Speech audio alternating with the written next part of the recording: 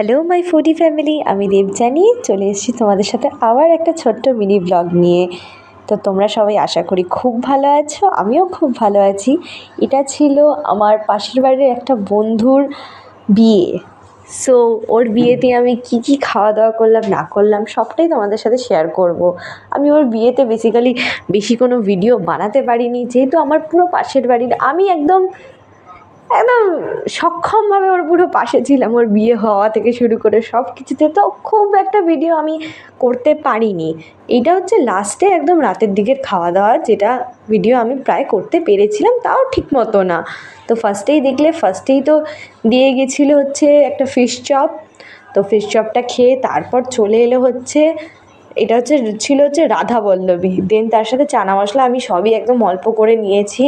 আমি একদম বেশি খেতে পারছিলাম না, কারণ এমনিই রাত 12টা বাজে, 12টা কি তার বেশি বেজে গেছিলো। তো খেতেও পারছিলাম না, প্লাস খাবারগুলোও ঠান্ডা হয়ে গেছিলো অনেক। তো কোনোভাবে ওই একটুখানি ঠিকমতো খেয়েছি, বলতে গেলে ঠিকমতো খাইনি।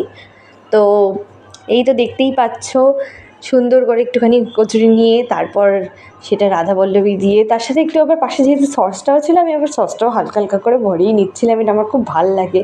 দেন স্যালাড দিয়ে সুন্দরভাবে একটু টুকুস করে খেয়ে নিলাম। আমার এই যে লাস্টের সসটা থেকে, সসটা দিয়েও রাধা বল্লভীটা খেতে ভালো লাগে, জানি না কেন। তো তারপর মাটন ছিল, মাটনের সাথে ছিল পোলাও, বাট আমি পোলাও আর খাবো না বলে আমি সাদা ভাত চেয়েছিলাম, ভাতটাও প্রপার খেতে পারিনি, দেখতেই পারছো। আর মাটনও আমি খেতে পারিনি। আমি পাশে আমার দাদা বসেছিল, দাদাকে তুলে দিয়েছিলাম। তারপর চলে এসেছি চাটনি পাঁপড়, এইটার আর কী বলবো, এই মিষ্টিগুলো আমার দাদা খাচ্ছে, ওরটাই দেখিয়ে দিলাম। So tata, bye bye.